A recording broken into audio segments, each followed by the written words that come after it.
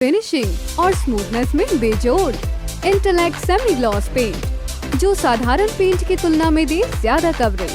Anti crack, anti fungal और anti fade technology से बना इंटेलेक्ट एक्स कोट शाइन, जो दीवारों की चमक को रखे सालों तक बरकरार। और साथ ही intellect prime seal wall sealer, interior and exterior range में अवेलेबल प्राइमर, जो दीवारों पर पेंट की पकड़ मजबूत बनाए और घर को रखे नया सालों साल। संपर्क करें 1800-2123-494 पर।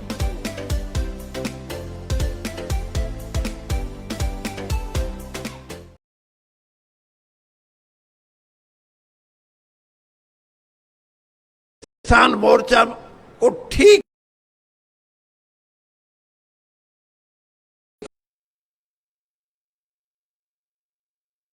तरीके से आंदोलन को सफल बनाया, तो उसमें युद्धवीर सिंह जी का सबसे बड़ा योगदान है। मैं इस बात को जानता हूं,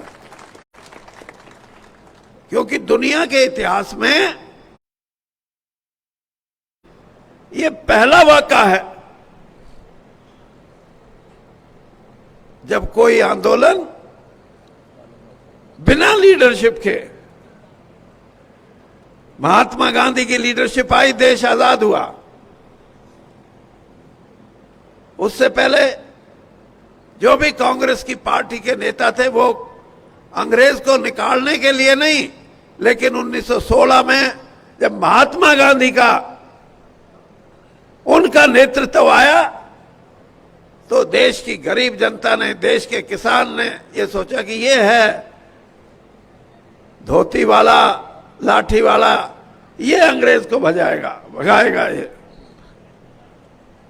तो और ऐसे नहीं, जयप्रकाश नारायण, एक छोटा सा आंदोलन था गुजरात में बच्चों की फीस माफी का, लेकिन जब उस आंदोलन में जयप्रकाश नारायण जी आए तो आंदोलन की शक्ल बदल गई। संपूर्ण क्रांति के नाम से देश के अंदर कांग्रेस को जाना पड़ा और एक नया निजाम, एक नई चीज पैदा हुई। और इसी तरह चौधरी देवीलाल ने जब SYL के पानी के लिए न्याय युद्ध शुरू किया था, उससे पहले भी कई बार सत्याग्रह हुए पानी के लिए, लेकिन वो सफल नहीं हुए। लेकिन जब उन्होंने शुरू किया तो लोगों ने कहा भाई ये है आदमी, इसके साथ लग लो, कुछ ना कुछ पार लगाएगा नैया। ये मैंने तीन बातें इसलिए कही हैं आपको कि किसान आंदोलन ऐसा आंदोलन था जिसमें किसान लीडर की तरफ कम देखता था। उसके मन में एक ही था कि बैठे रहो, लीडर लाडरा की तो देख लेंगे, धरती ना चली जाए कदे। धरती का डर था उसको कि कहीं वो बेधरती वाला ना हो जाए, इसलिए वो जम के बैठा। और प्रधानमंत्री जी ने 13 महीने बाद ये कहा कि हमारी तपस्या में कोई कमी रही है, हम अपने किसान भाइयों को समझा नहीं सके, और वो तीनों कान उल्टे लिए। इससे बड़ी किसान आंदोलन की आज तक कोई जीत नहीं हो सकती। हमारे बीच में मैंने बताया जगमीत बराड़ जो हमारे साथी हैं, और जब बोलते हैं तो समा बनता है। जैसे लता मंगेशकर गाने गाती थी या मोहम्मद रफी, तो लोग झूमते थे। ये जो भाषण देते हैं तो लोग झूमते हैं कि हाँ ये है आदमी जो सही बात कहता है, दिल की बात कहता है, और वो बात कहता है जिसकी आज देश को जरूरत है। इन्होंने नाम भी लिए, अब चौटाला जी का नाम लिया। संपूर्ण क्रांति की बात मैंने कही, और इस देश में, ये देश एक नई दिशा में जा रहा है। मेरे साथी और हमारे बहुत सीनियर राजनेता हैं, ओम प्रकाश बेरी जी, रामपाल माजरा जी x MLA, major Nripendra Singh ji x MLA, Chaudhary Kamal Singh x MLA, और भाई जगजीत सिंह सांगवान एक्स एमएलए हमारे, अगर एक्स एमएलए की सरकार बनती हो तो आज हम बढ़ा दें, कोई नहीं रोक सकता हमने। और एमएलए की बनाओगे पूछूंगा जी, मेरे को अभी तक याद है, यही राजनीति नहीं है। मेरी बेटी की शादी हुई, ये 2002 की बात है। जिनको हमने निमंत्रण दिए थे उनमें से कईयों के टेलीफोन आए, जी चीफ मिनिस्टर ने कहा है वीरेंद्र सिंह की छोरी के ब्याह में नहीं जाना। अरे ये चीफ मिनिस्टरों का, ऐसे चीफ मिनिस्टर हो, ये हमारी मान्यता हो, ये हमारे सामाजिक आपस के रिश्ते हो, ये हमारी राजनीति के अंदर हमारे मूल्य हो, तो ऐसे मूल्यों को अगर राजनीति में रखोगे और ऐसे आदमियों को आप विधानसभा में या पार्लियामेंट में भेजते रहोगे तो देश की राजनीति और गर्क में जाएगी, देश की राजनीति में नयापन नहीं आएगा। मैं तो आपको इतना ही कहता हूं कि जैसे कई साथियों ने कहा कि वीरेंद्र सिंह 76 साल का हो गया, और कई ने कहा कोरोना के बाद तो कुछ जवान सा होता दिखे। भाई शायद परमात्मा ने कुछ करने के लिए जवान करे हो तो न्यारी बात है, परमात्मा की बात है।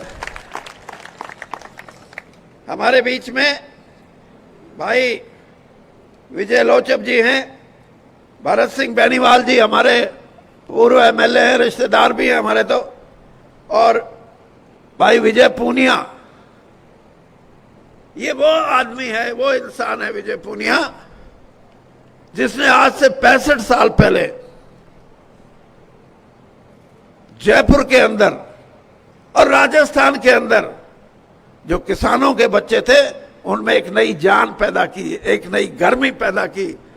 नहीं तो उनका भी शोषण होता था, ऐसा समय था, उनका भी शोषण होता था, ऐसा समय था। हमारे बीच में कुलवंत सिंह जी हैं बाजीगर, और रिटायर्ड हमारे पुलिस के कमिश्नर हैं महेंद्र सिंह मलिक जी, हमारे बड़े भाई राम किशन बैरागी हैं, और हरियाणा पब्लिक सर्विस कमीशन के मेंबर रहे, चेयरमैन रहे, चेयरमैन रहे भाई गुरमेश बिश्नोई जी। उत्तर प्रदेश से रामवीर जी भी आए, ये भी 3 बजे के बाद आए, इसलिए बोलन का ना तो इसने भी बोलन में स्वाद, इसने भी और स्वाद तुमने भी आस के ऐसा बोला है, प्रयास के ऐसा बोला है। और भाई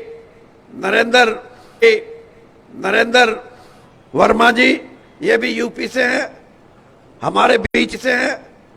हमारे बीच में अकाली दल में शिरकत की है, और मेरे अजीज हैं, छोटे भाई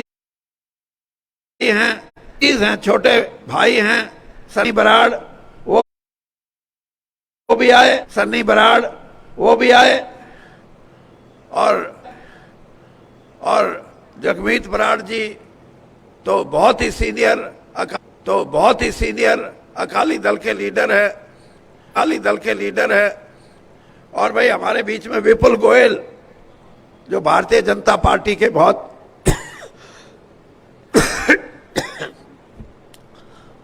सीनियर लीडर हैं, और रणधीर सिंह धीरा बरवाड़ा से जो एमएलए थे वो भी आए, जोगीराम जी एक्स एमएलए हमारे, वो भी आए। और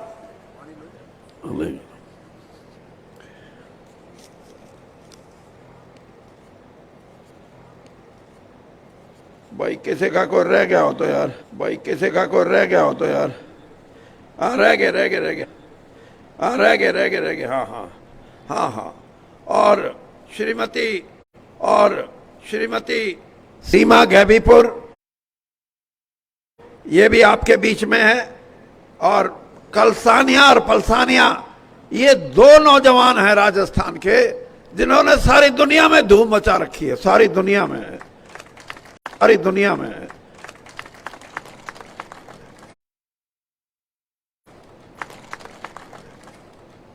इनके अंदर वो कला है कि हजारों ने लाखों लोग इकट्ठा करते हैं और समाज के लिए काम करते हैं, किसान के लिए काम करते हैं।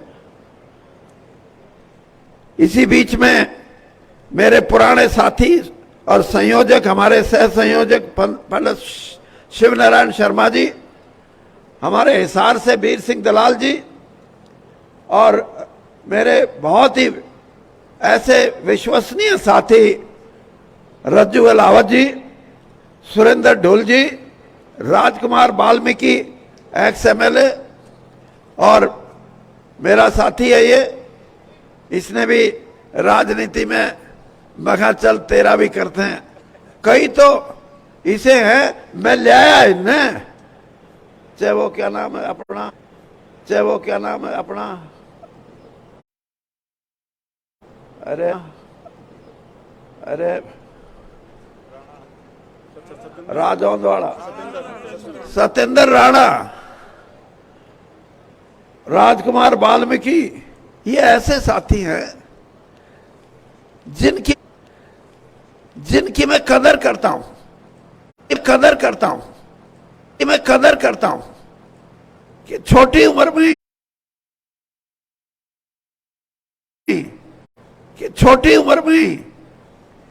ये तो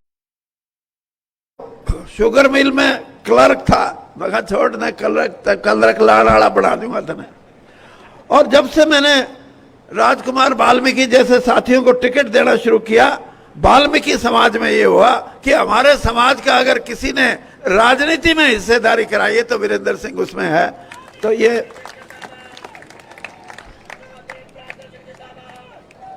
और भाई मेरे जो दोस्त मिलाए मैंने, हमारे बराड़ साहब, मेरे दो दोस्त तो 60 साल पुराने हैं और हम तीनों जिंदा हैं। 60 साल की दोस्ती कोई कम नहीं होती। 50 साल राजनीतिक जीवन के अलग है, वो जब 10 साल उससे पहले वाले बहुत ही स्वादी थे वो। हाँ, वो चांद सिंह जी हैं, मुल्कराज मल्होत्रा जी हैं, विजय कौशिक जी हैं, और चौधरी रामकिशन जी हैं, और बराड़ साहब का मैंने बताया ही आपको। और आप सारे साथी ये जो बैठे हैं, ये राजनीति दृष्टि से ये तय करेंगे कि भाई कोई बदलाव करना है कि उन्हें खाम बैठे के उन्हें मौज कर और अपना जो होलिया जलसा चलो। राजनीतिक बदलाव का मतलब राजनीति के मूल्यों में सुधार करने की जरूरत है। यानी आप किसी पार्टी को जिता दोगे, किसी पार्टी को हरा दोगे, उससे देश की राजनीति की दिशा तय नहीं होगी। राजनीति की दिशा तय करना आज उन लोगों का काम है जो ये बैठे। ये कोई छोटी ऐसी संस्था नहीं है कि जो राजनीति के बारे में सोचते नहीं हो। आज की राजनीति में सबसे बड़ा नुक्स ये आ गया कि पार्टी की लीडरशिप हो गई। पार्टी से बाहर कोई अपनी बात कहे तो ये कहेंगे कि इसने अनुशासनहीनता की है। मैंने जब किसान भाइयों की बात खुलेआम शुरू की तो किसान यूनियन के भाई भी मेरे को कहते थे, अकबर चौधरी साहब तेरी बात तो सारी ठीक है, लेकिन इस्तीफा दे दे बीजेपी से। मैं ये कहता था कि कोई भी राजनीतिक दल अगर किसान की बात करने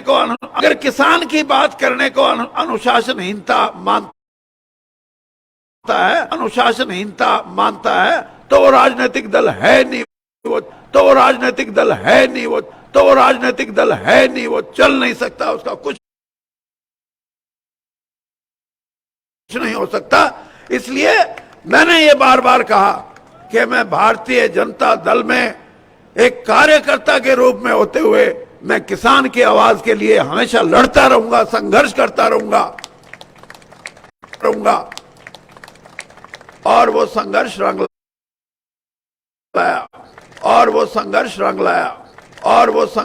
लाया।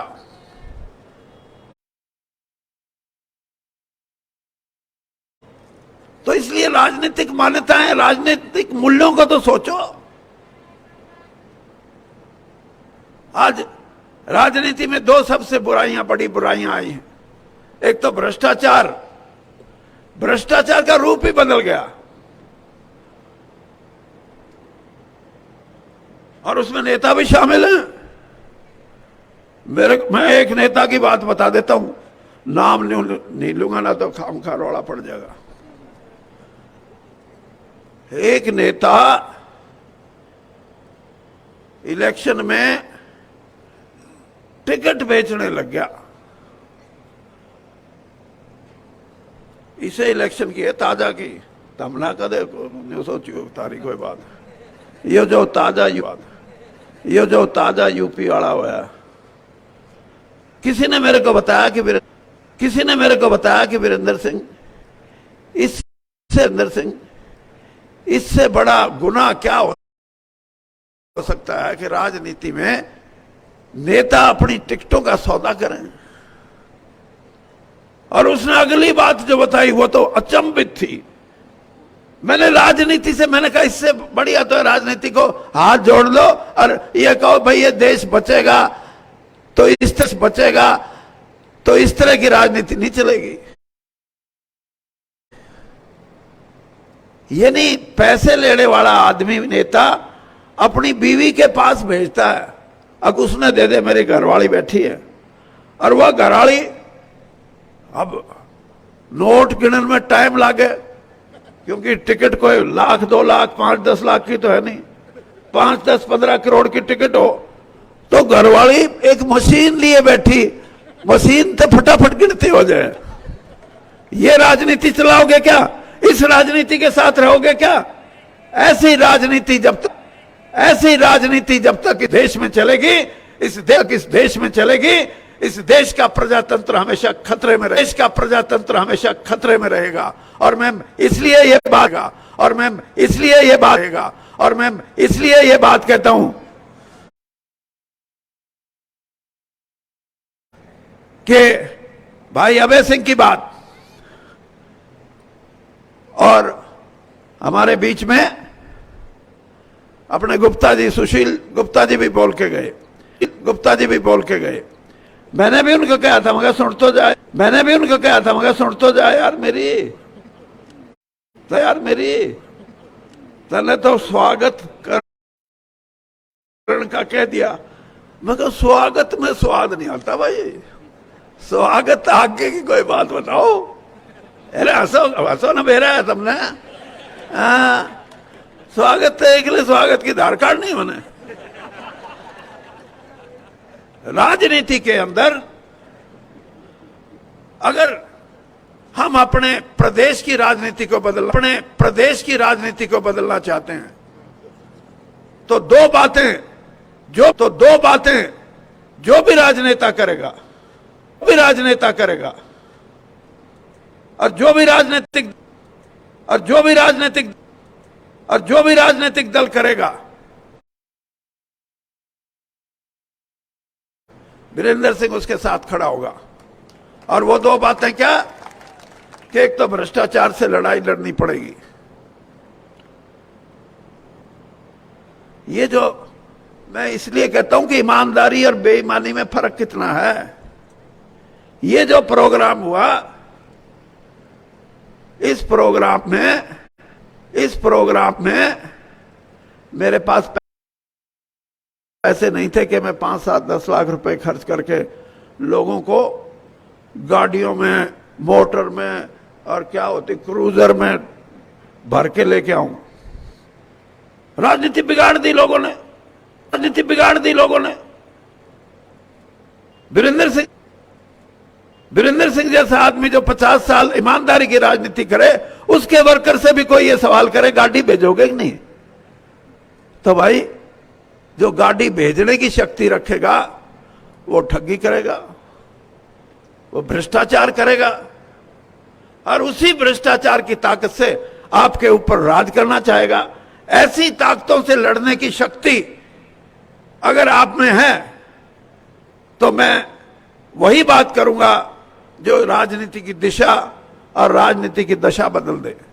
और अगर ये शक्ति नहीं है तो 76 साल का ओलिया 14 इलेक्शन लड़ लिए, 5 मैंने अपने लड़े, 2 मेरी धर्मपत्नी के लड़े और 4 पार्लियामेंट के लड़े। 14 इलेक्शन में लोगों ने हमेशा साथ दिया। और हैरानी की बात है कि जब जब इलेक्शन लड़ने की बात आई लोगों ने अपने आप वीरेंद्र सिंह को कभी ये नहीं लगा कि मेरे को पैसे की कमी होगी। ना तो न्यू भी कैस कहते अगर नौकरी लुआण के दिए तो थे इतने 10 लाख ही, क्या कहते हैं, नौकरियां बिकती हो जहां, नौकरियां बिकने का मतलब है उस सरकार का ईमान बिकता है, और जिस सरकार का ईमान बिकता है उस सरकार को राज करने का कोई हक नहीं कहीं भी हो।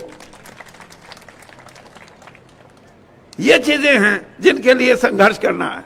मेरे ये किसान भाई युद्धवीर सिंह जी बैठे हैं। युद्धवीर सिंह जी मैं आपकी जीत पे बधाई तो देता हूं, लेकिन एक बात और कहता हूं, लड़ाई तो अब शुरू होगी और ये लड़ाई होगी कि इस देश की धन दौलत में गरीब का, कमेरे का, किसान का हिस्सा क्या हो।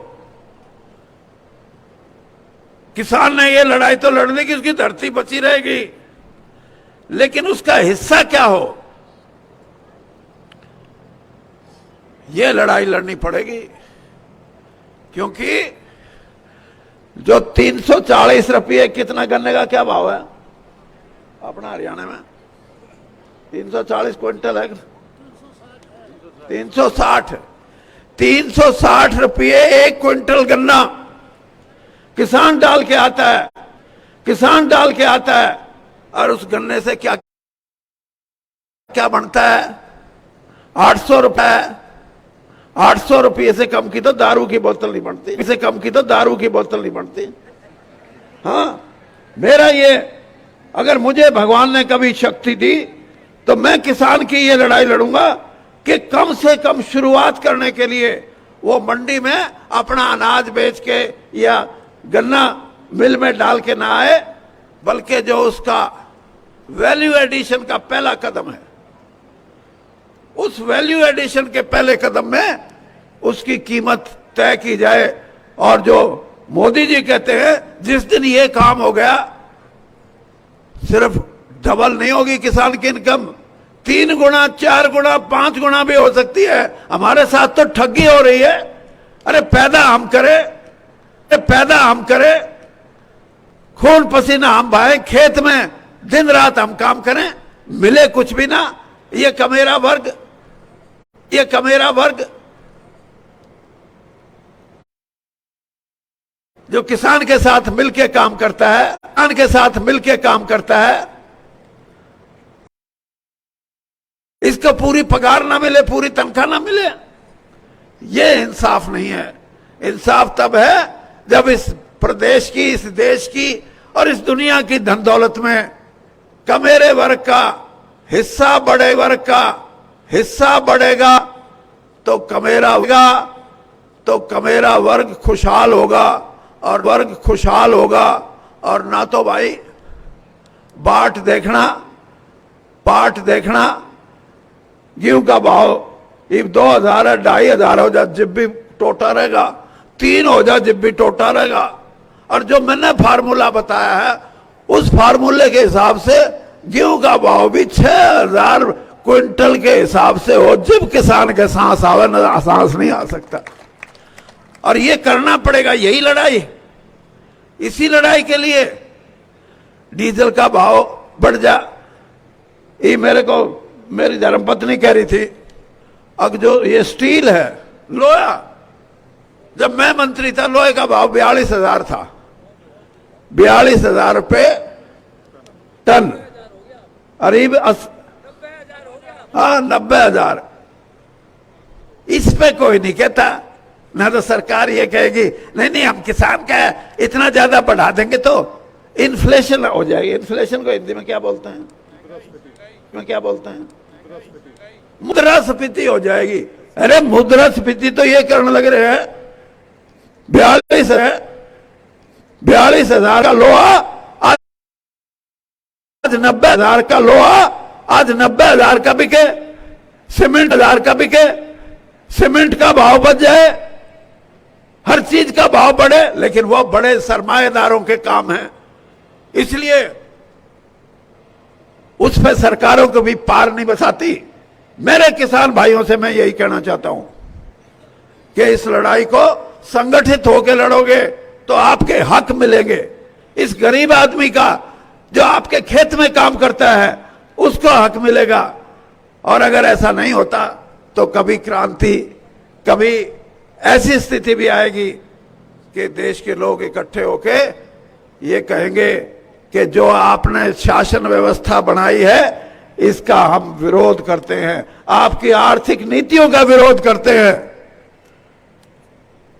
ये बात करनी पड़ेगी। और ये बात जिस दिन आप करोगे, वीरेंद्र सिंह आपको इस काम में जोड़ने का काम करेगा। कई भाइयों ने कहा वीरेंद्र सिंह रिटायर हो गया, फलाना हो गया, दिखड़ा हो गया। रिटायर तो तुम कर दो, हाँ, जब मौका आवे दालान का जब हरा दो, हाँ, और फिर न कहोगे ई वागे देखांगे, मैं आगे ई वागे देखांगे, मैं आगे टट्टू देखोगे, क्या देखोगे आगे? हाँ, ये आपका किरदार है। कम से कम दूसरों से सीख लो कि अपने नेता की शक्ति, अपने नेता की शक्ति अगर होगी तो ही काम चलेगा, वरना नहीं चल सकता। और इसलिए मैं ये कहता हूं कि मैं वीरेंद्र सिंह ये शक्ति अपने लिए नहीं, मैं वीरेंद्र सिंह ये शक्ति अपने लिए नहीं, मैं वीरेंद्र सिंह ये शक्ति अपने लिए नहीं पैदा करेगा।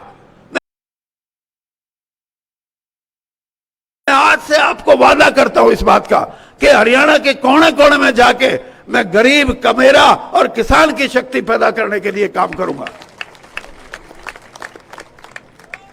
और उसके बाद जो बदलेगा वो बदलेगा। और बदलने के लिए आप लोगों का साथ होगा तो सब कुछ बदल सकता है। उनका साथ होगा तो सब कुछ बदल सकता है। हाँ। इसलिए आपसे इतना ही कहूंगा कि आपने जो मेरे बारे में सोचा है कि वीरेंद्र आज क्या कहेगा, जो तुमने सोचा वो करूंगा, तुम चिंता ना करो, ये बात करूंगा, तुम चिंता ना करो, ये बात है। धन्यवाद।